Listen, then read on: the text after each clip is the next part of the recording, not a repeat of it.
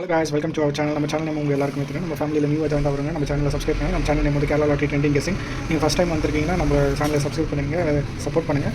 நம்ம 19/1/2025 சண்டேயோட கெஸிங்ஸ் தாங்க பார்க்க போகிறோம்.